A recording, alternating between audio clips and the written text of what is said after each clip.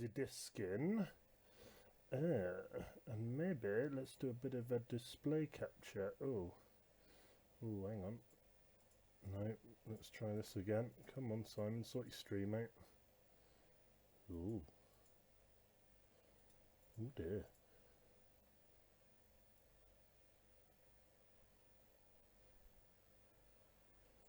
So let's get rid of that altogether.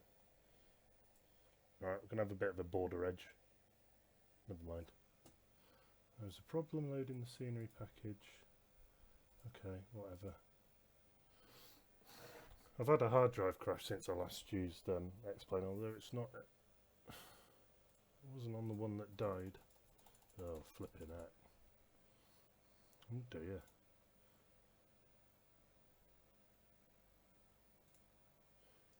This doesn't look promising, does it? I should have probably tested this before going live. Ha!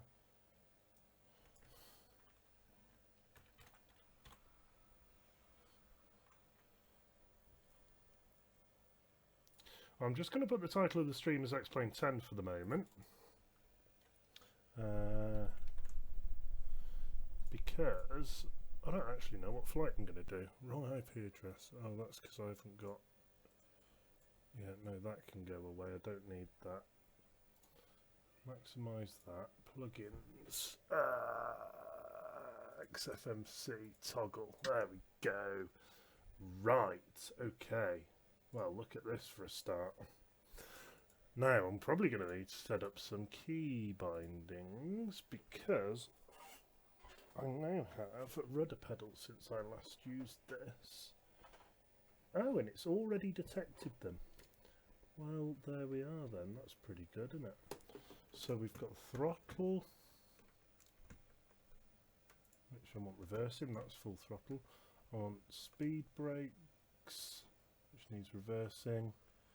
I've got mixture fully rich, lean. Got prop, feather and full. I've got a cat trying to press the keys on my keyboard. Got roll, left and right, pitch up and down. That's good, that's good. Oh, we've got toe brakes, we've got left toe, we've got right toe. Oh man. Oh, X-Plane, you beauty. It's all over it. It's absolutely all over it. Right, so I do need to figure out what I'm doing with my views. So that hat switch does that. That one does absolutely no.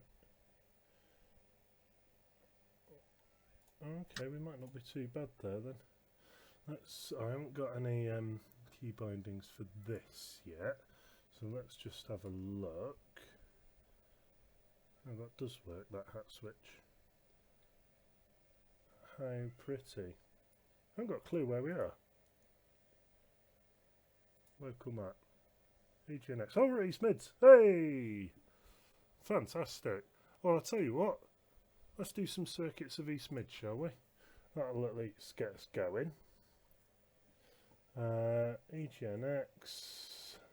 Oh, we could even go online.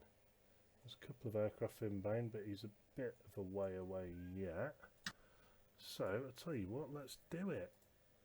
Squawk box connect. There's me, UK2. Got ports and everything. It's like I've done this before. Oh, and we're in. Oh, we're in. More importantly, we just got weather load. I didn't think of that. It's absolutely grim outside. If you didn't know, I live only a couple of miles away from East Mids Airport. Oh well, no, we'll do it. We'll do it. What am I looking for now? I'm looking for X squawk box, and I want to set up a flight plan. Send flight plan. Here we are. VFR, aircraft type. We have TCAS. We do actually have DME. And we're going to go from EGNX to EGNX alternate. I can go over to Birmingham, I suppose. Going to do that. I'm not too bothered about cruise out and all that sort of jazz. We'll figure that out depending on the cloud base. Departure time will be 1100 Zulu. Departure time actual. It's interesting that that's on there because that's a controller thing. Routes EGNX, export box, VFR circuits, and we can do Vox. There we are. Right, last meta. Oh, right, I'm gonna have to do a meta separate to that. Dot meta EGNX, which which I've just typed into Google. Well done, H. Let's maybe get rid of the dot. And our current is meta. Here we go. Wind 1906 knots. Oh shoot, that's a crosswind. 4,500 broken. So we're good for VFR circuits. Q is 9087. That's low. Forwards with panel. So, oh, what's 097 in? Hang on, no. 0987, yeah. 987 millibars in hug mug. No, that's wrong. In hug. In inches of mercury is 29015.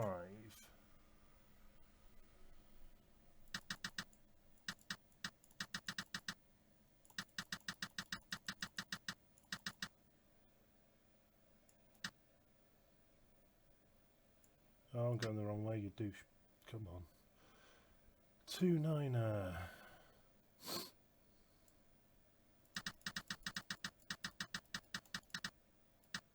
2915, there we go. Oh, that works. Oh, good, that worked. Right, okay, so that's keyed in there. Lean out that. We've not got prop.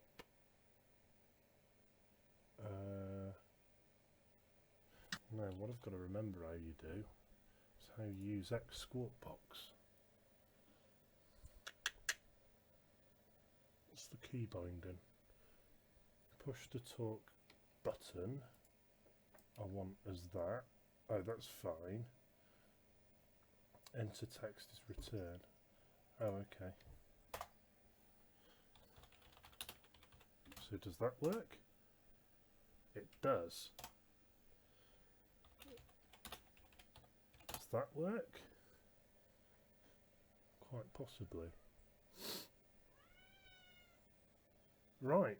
Well, okay, let's do this, shall we? So let's get the battery on first of all. Navlight can come on as well. Avionics can come on. We're on 1228.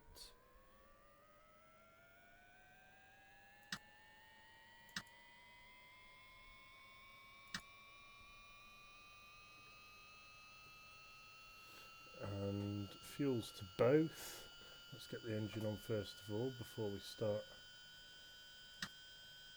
doing anything too exciting.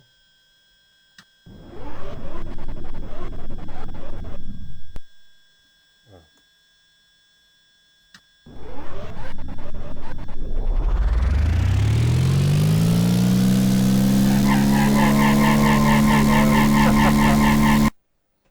So it turns out that that doesn't want to be reversed.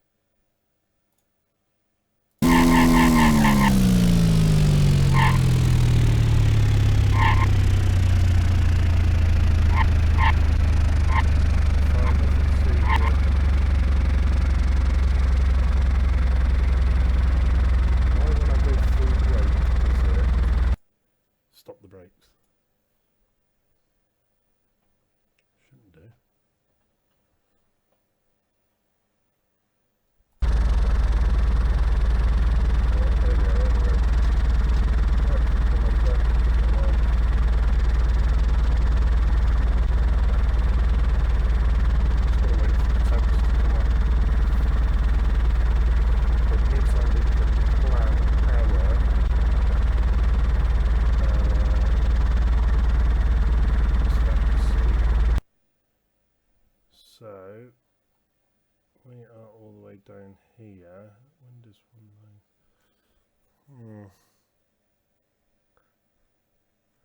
Yeah, what we're using in real life, FR24, let's have a look.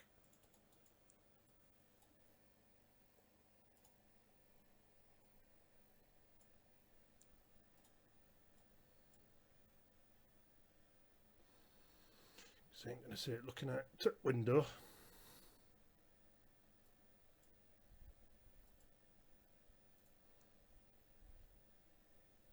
Yeah, we are using 2.7s, okay. Alrighty, so 2.7s it is, so left at the end, right. So let's get taxi.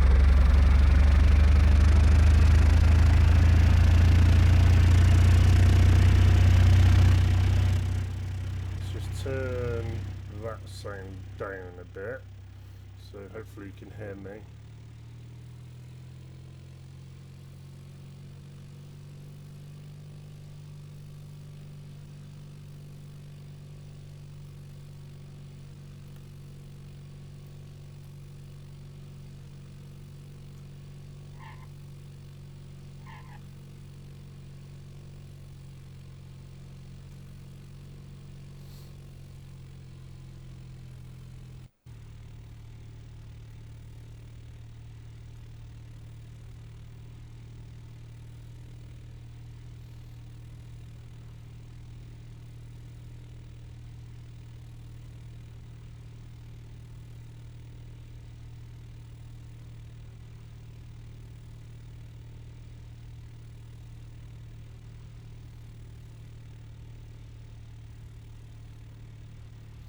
And I do realise I didn't set my, no, it's not what I want.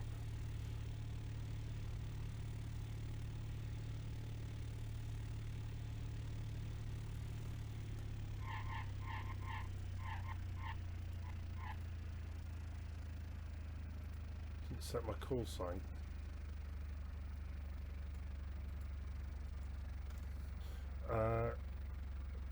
Right. Let's see what call sign I need, because I've completely forgot it.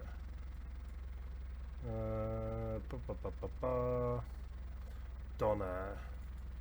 Now, what is their IKO? I think it's Don, but let's check. Don there.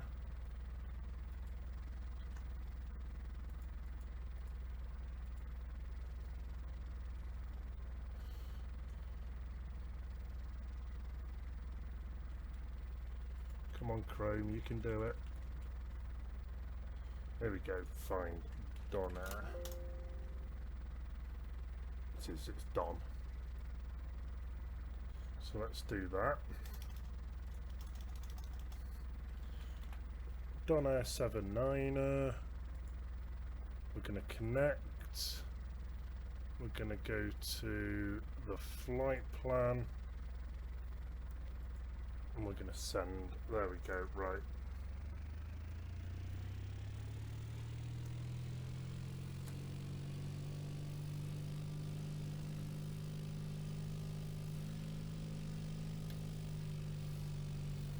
Oh, and I've put the alternator on.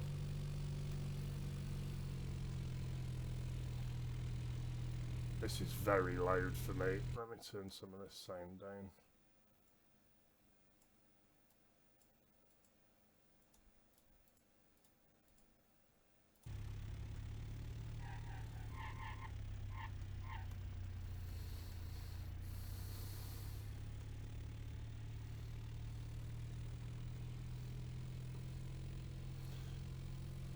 And away we go taxiing. So, explain, what's the difference? Well, fundamentally there's quite a big difference between X-Plane and FSX. So FSX, the model that you fly, is pre-compiled for every situation. So every bit of crosswind, every bit of nosewind, you know, every speed, every angle of attack, and so on and so forth. And all FSX does is goes, what's my environment at the moment, and then it then it gets the number for lift and for drag and your moments and all your other variables. XPlane doesn't do that. XPlane actually runs the equations live. So it knows Bernoulli's equation, for example. It knows half rho v squared SCLA, and so on and so forth. And what it does is it plugs its current environment into that equation and then gets a number out. Is that better or worse? Well, it means you've got more computational power required because you're running the calculations. It's not just a lookup table. But it does mean that you could potentially get more accurate flight dynamics. Now, that's not always the case, because it does have to make some assumptions and so on, and it can end up with some really weird stuff happening. But in my experience with XPlane, I've never had very weird stuff happening actually. There are some cracking videos on XPlane 11 on YouTube of people just sort of, you know, flying along and then suddenly being upside down, for example. Clearly bad maths going on there. So that's something to watch for. But the other thing that XPlane does very nicely that FSX cannot is have non-flat runways. So runways can be angled for a start. So it could be an uphill runway, or you could have a runway that is not flat. So you can have a runway that's got bumps in it, and that's pretty much real world, and you're going to see that in a minute.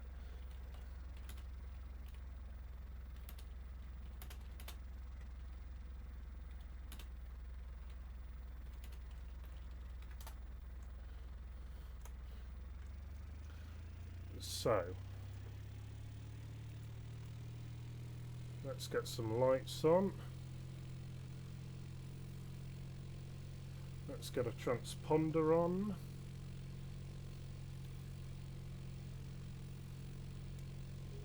Let's get our trim set.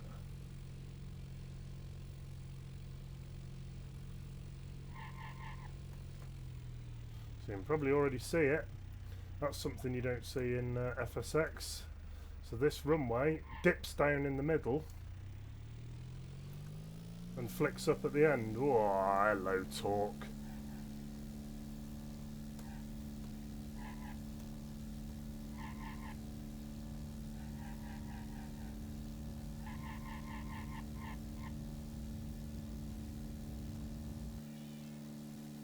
Oh, there's the variometer having a bit of a wobble.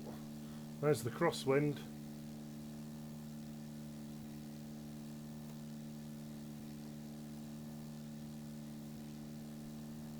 Also, you can see, let me just dip the nose here.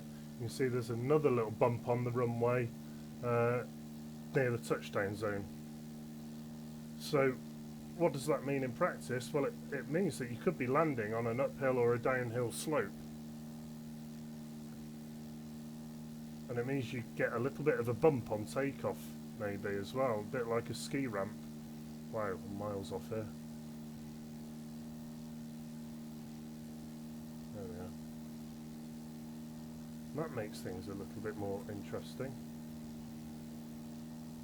Right, so just make sure my trim's going the right way. It's not.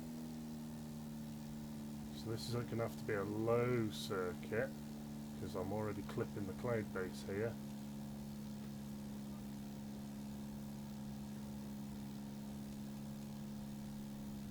That's going to be a very low circuit.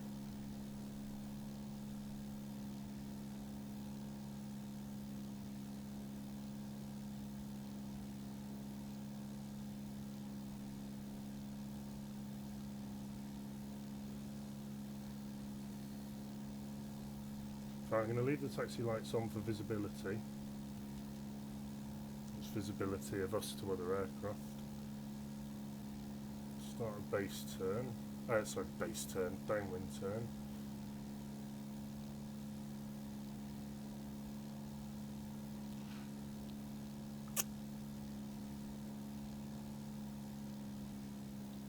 set the power correctly. That's better.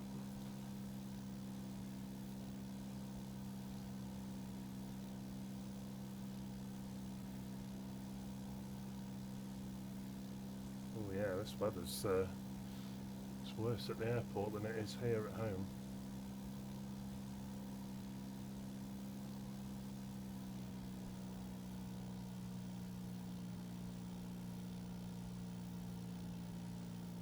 So I'm just going to pull the circuit in a touch.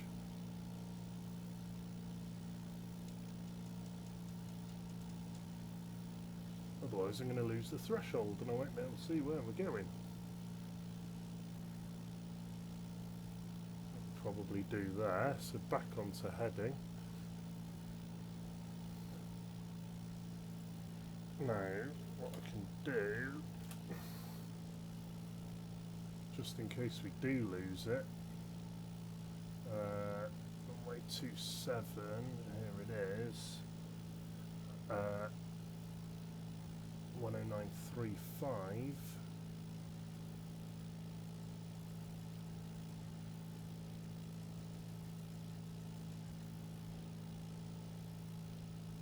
Oh, hang on. That's my COM2, isn't it? And there.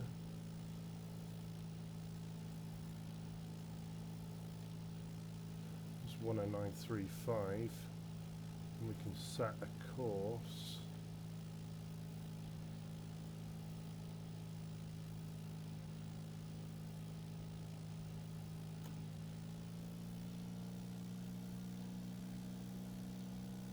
Start the base turn. There we are.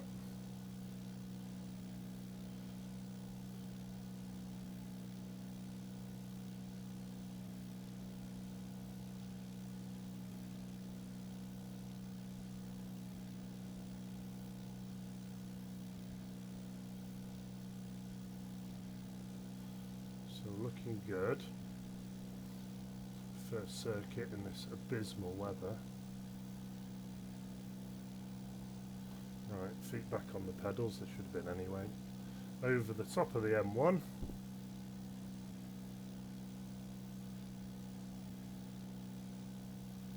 You can see the ILS there coming in, or well, the localizer should I say. Not worried about the glide slope because 3-degree angle of attack, a 3-degree glide in this is just taking the mickey. We're going to land somewhere near the touchdown zone for this, he says. Now Donair normally land a bit further down the way because their parking's all the way down there. So this is coming in very quick. This is terrible.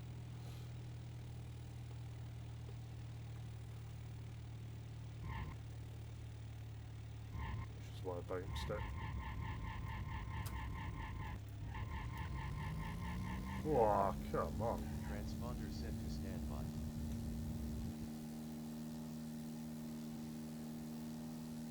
No, don't want transponder on standby. I very much want it on active, please. Thank you kindly.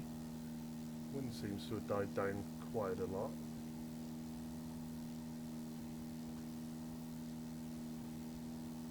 Flaps up. It's very cold. You can see how cold the engine is down there. Look. It's alright, we're alright.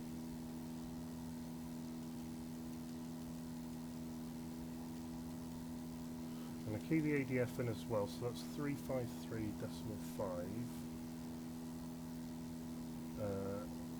3, 5, 3.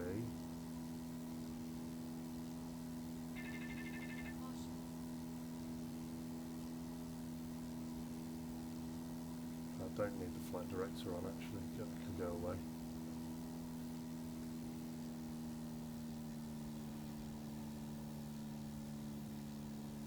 So we've got the ADFs sort of on. I don't know how to get the decimal on there, they don't see anything.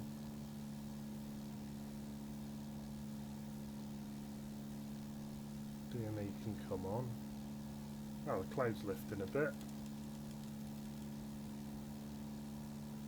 Start downwind.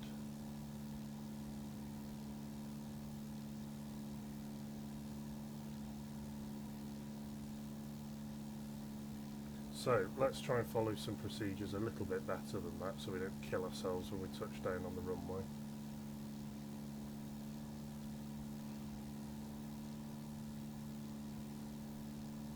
So we're going too quick, so let's sort speed out first. Height's good.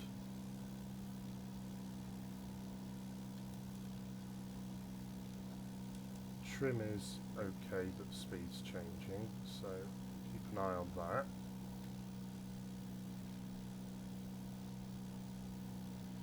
Let's put a bit more trim in, and then have a look at the chase. There she is.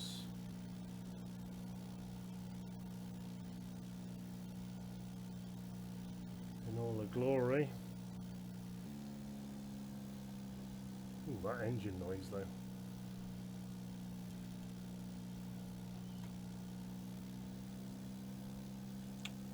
The localizer kicked in. I wonder if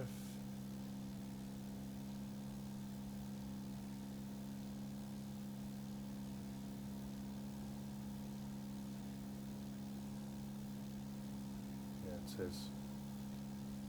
Oh no, 353.5,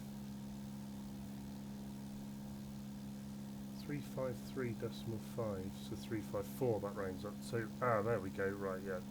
ADF is alive. So let's fly out to the ADF this time, shall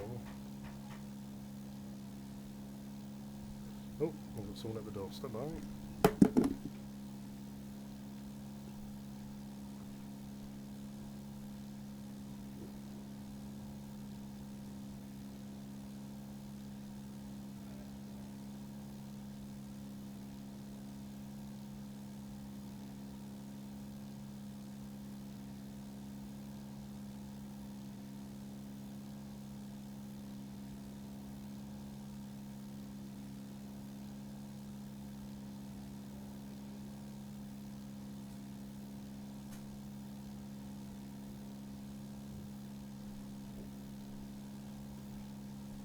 We're alive.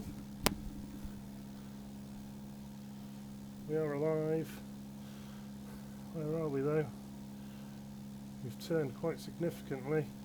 So the ADF is over here. So let's fly out to the the NDB even. So let's fly out to the NDB. Let's try and keep our altitude good.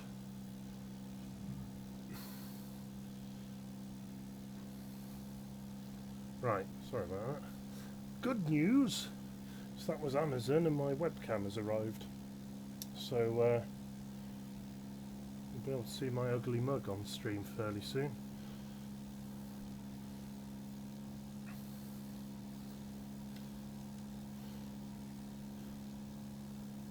So we're all right at the moment, we're all right. Coming over towards Kegworth now.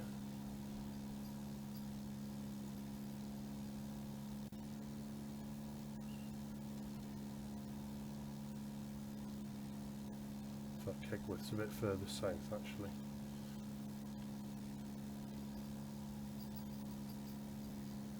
Keeping an eye on that NDB, it's moving quick, which means we're over the top of it.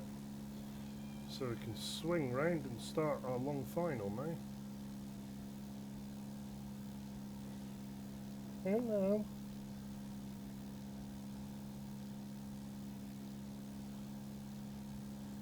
Cat's being rather playful, which is a touch of a distraction.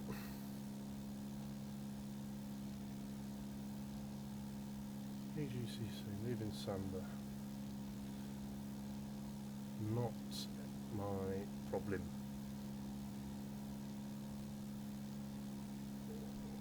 So, there we are. I can fly back onto the localizer now. Start thinking about bringing our speed back.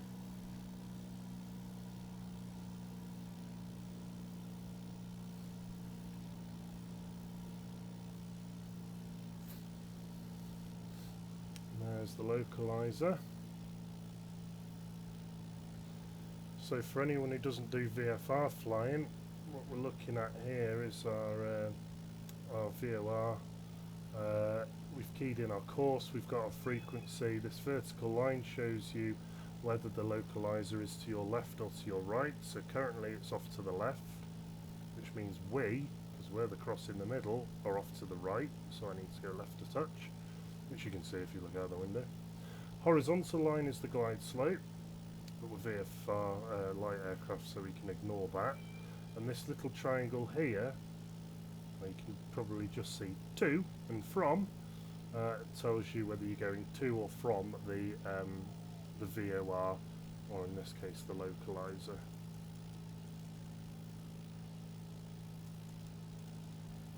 So let's just get trimmed. Now we've changed the speed. So, and because the horizontal line is above us, that means the glide slope is above us, which means we are low with respect to the glide path.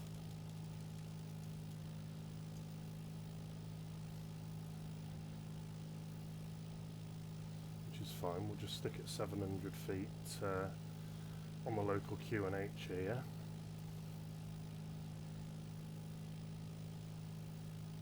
Got no traffic near us, so... And you can also see we're low, because if you look at the PAPI lights, we've got 4 red, which means we are low. 4 red, you're dead. It would be if you're in an airliner. This would be a well, you just wouldn't be able to land at this, not very easily on a short runway, because you would have to be coming in quite quick to maintain your height, because you can't lose any height. So I'm going to take flap 1, 10 degrees. Let's say this isn't an Airbus.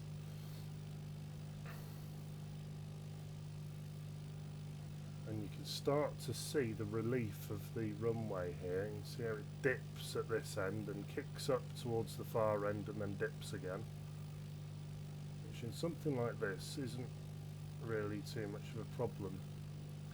And in an airliner on an ILS approach, it's not too much of a problem either. But if you did a long landing or a short landing, and actually if you're coming in the other way on 09s here at East Mids, it makes things a bit more fruity, because you could land on the uphill bit and then all of a sudden the ground drops away from you, so you would effectively take off again. And you can see us crossing through the glide path there.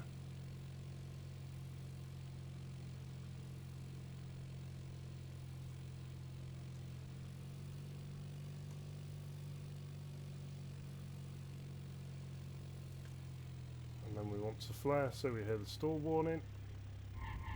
No, not quite. Take flaps up.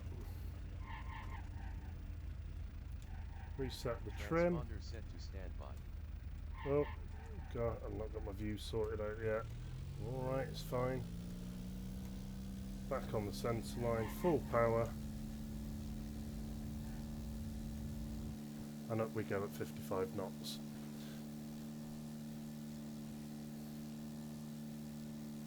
I need to figure out how to stop it doing that. That's going to drive me absolutely mental.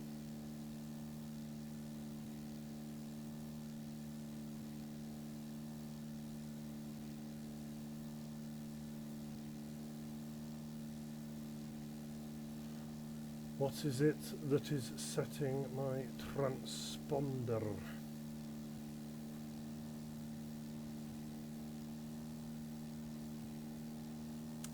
I thought it was X Squawk Box doing this.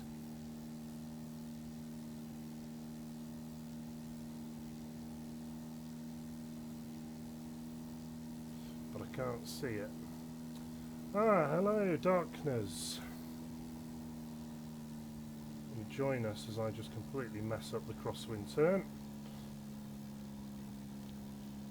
Let's get my trim sorted out. And thank you for the kind words as well, that's really nice of you. Doing something a bit different today, doing a bit of X-Plane. I do love X-Plane as a researcher in aeronautics. Much prefer it to FSX. well, you can't really do research in FSX. So the other benefit then of X-Plane doing the calculations live is it means you can change things live. So for me, if I'm looking at the coefficient of lift on a wing, which is determined by, amongst other things, the curvature of the wing, if I wanted to change that in FSX, I would have to change it and then recompile the model, which takes a long time. I mean, it's hours, and then refly the model. On X-Plane, I can just change the number on the fly because it runs the calculation every single time it goes through a computational loop. So it means I can be flying straight and level and adjust the coefficient of lift on the wing, which in real life you can't do. And then you can see what, or feel what the output of that is straight away as you fly, and of course you can export all the data and produce your lovely engineering graphs and such.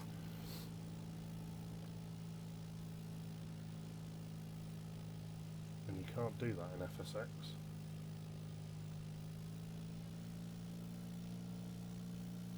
There we are, crossing through the localizer, which means I need to turn a bit harder to get round to 2.7. There we are. That's not the worst turn I've done in my life, but certainly not the best. And ironically, we're good on the glide slope, but as I say before, that's not particularly relevant in a little light aircraft like this. And I'll show you for why actually. Let's do a steep approach. So let's get high on the glide.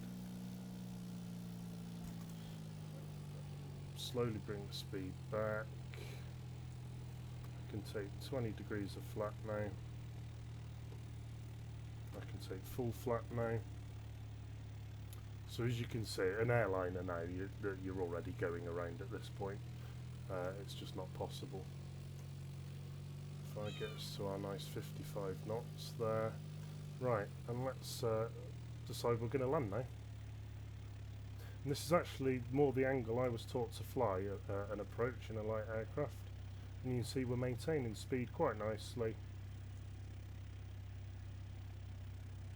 And there we go, we're actually going to land right at the crest of this little hill. Ooh. Feet back on the pedals without kicking the cat. Transponder set to standby. Oh, it's done it again. Oh no, stop doing that. Is the Logitech shuttlecock good? I haven't got a clue. I don't even know that actually. I'll have a quick Google in a minute, but I've never used it. So I use the Cytec X52 Pro. So you've got a nice throttle and you've got a stick separate as well, and I've got T-Flight rudder pedals, which are very good. Not had them very long, but I love them. They're really, really good. So as we climb away here, then let's have a look at the Logitech shuttlecock.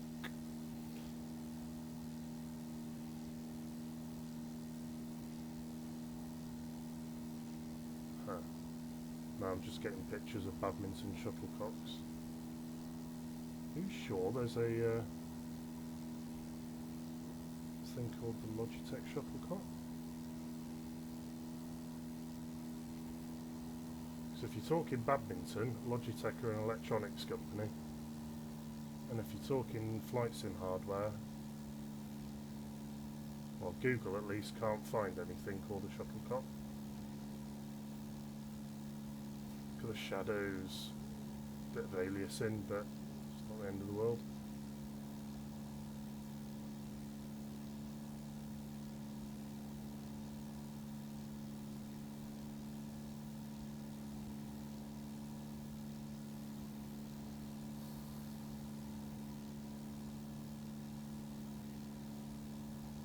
Someone coming into Gatwick there, Ryanair 2212.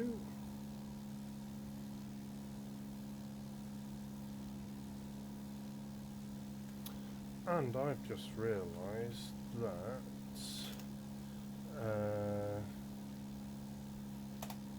I haven't fired up stream labels, which is why, Mr. Darkness, you're not showing up on that. However, you should do very soon. Oh, oh, oh, not paying attention.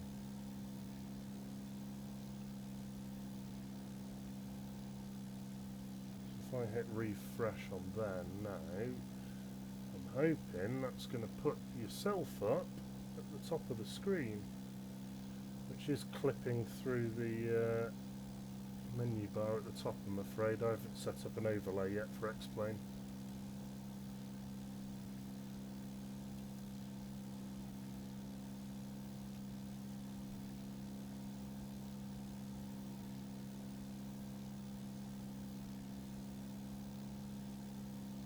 So I wonder why that's not worked. Does it take a while to come through?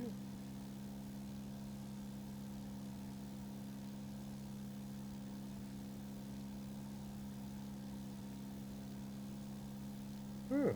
I'll have to have a look at that.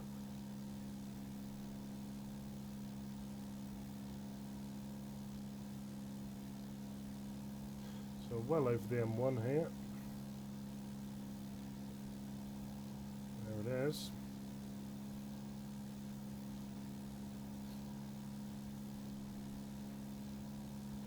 We'll start bringing the speed back. Make this the last one, and then we'll go and park up, and I'm going to go and make a coffee. And then we'll come back and do something else a bit later on. So I'm going to get this webcam set up.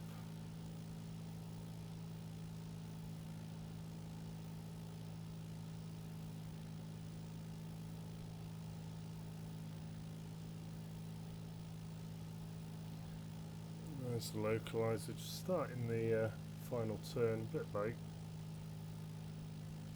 That's because I cocked up my downwind, so we didn't go in a straight line. So let's get ourselves back lined up here.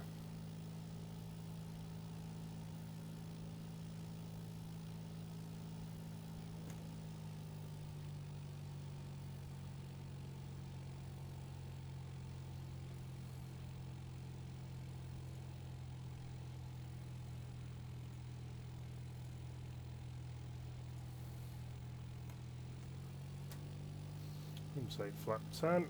Right, now I've actually got my hand on the stick now rather than using my little finger and trying to use the mouse at the same time. So hopefully I can put a bit of a better effort in this landing. There's flat 20.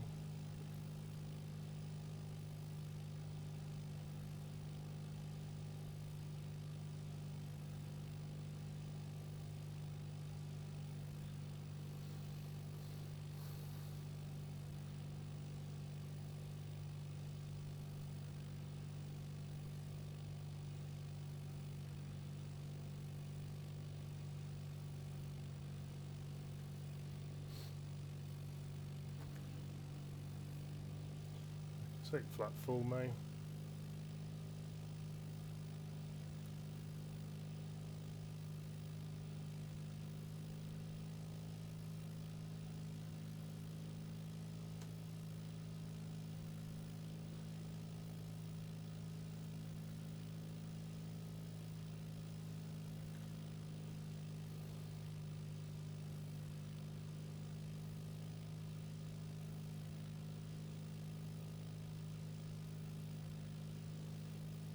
And now I can start thinking about putting it down around here somewhere. Bit of a kicker rudder to get us straight, so I'm not shredding the tyres. Transponder set to standby. Still stopped far too quickly there, so a bit of power. Don't want to be taking up the runway too long. Wow, who the hell is that? Coming in the wrong way. Well, we're vacating here on mic anyway.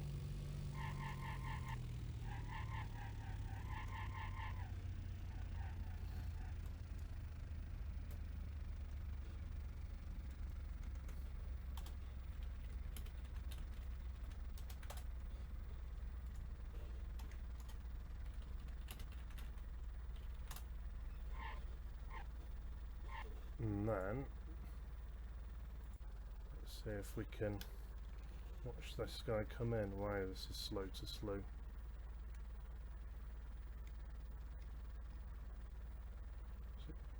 Is he already down? He's down somewhere.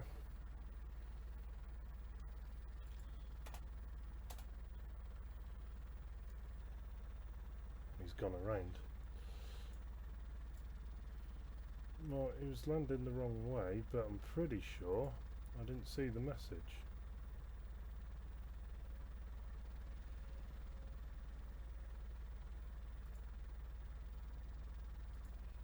How do I show the text window in Export Box?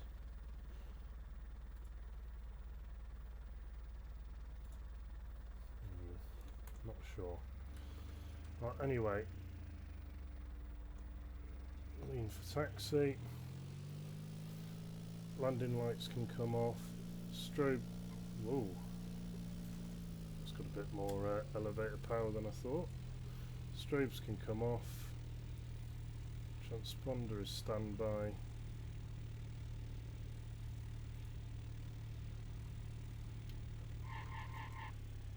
And we'll tuck in here on the north maintenance area.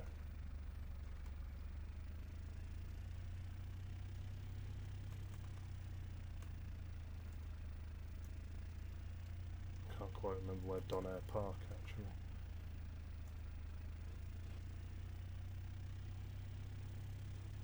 It's probably the south area, but never mind. I have no idea.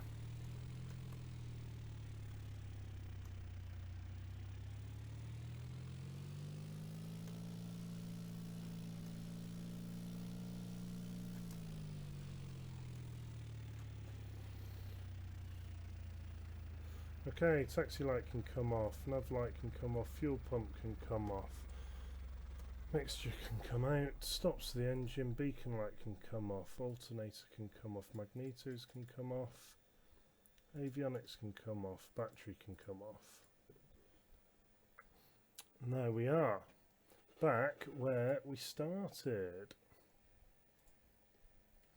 Oh, God, I've got to get these views set up.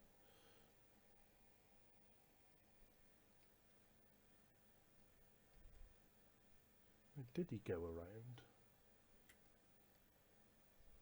Or is that in there? No, that's in there.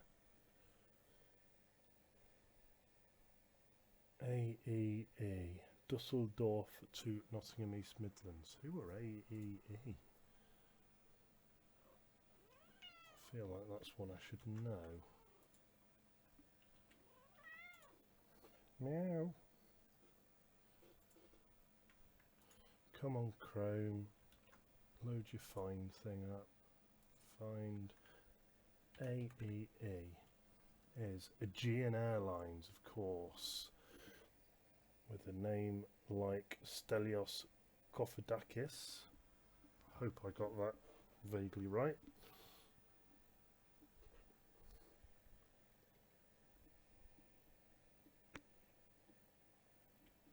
Pippa, stop trying to eat my headset. Well, there we go, something a bit different. Hope you enjoyed it. Thank you for the kind words there, Darkness. Good landing. Yeah, it's alright.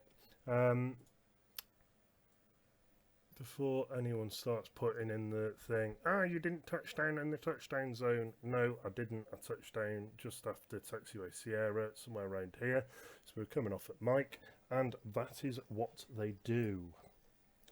Light aircraft do this a lot. Very rarely touch down in the touchdown zone. If you're flying into a big international airport. Ow, you go away. Cat trying to eat me. Because you would land just short of where it is you're coming off, because otherwise you've got one hella taxi to vacate the runway, and that's not good. They don't like you doing that. Obvious reason really, because if you're there taxiing at 20 knots all the way down the runway, no one else can land or take off, and that causes problems when you've got integration with airliners and light aircraft. So you touch down at an appropriate point. Could have come off at Sierra, but it would have meant taxiing all the way down Alpha here, and there might have been other aircraft wanting to come out and use this taxiway. So what you do as you touch down, you come off shortest route. If you're flying, you're going a lot quicker than if you're taxiing. So there's a bit of an explanation there. And remember getting taught that when I did my did the training for my PPL. I'm 29 years old, Darkness. Big 3-0 coming up in March. So I'm feeling a bit old.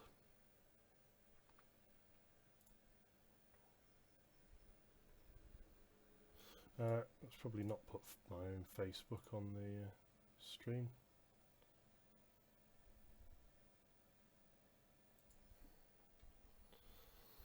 So, yeah, there we go. Let's call it a morning there, and I'll be back later on this afternoon with a bit more flying, perhaps, or maybe some PUBG with the Salty Squad. We'll see how it goes. But until then, thanks for watching, and see you soon. Happy New Year, Merry Christmas, and all that jazz. Bye.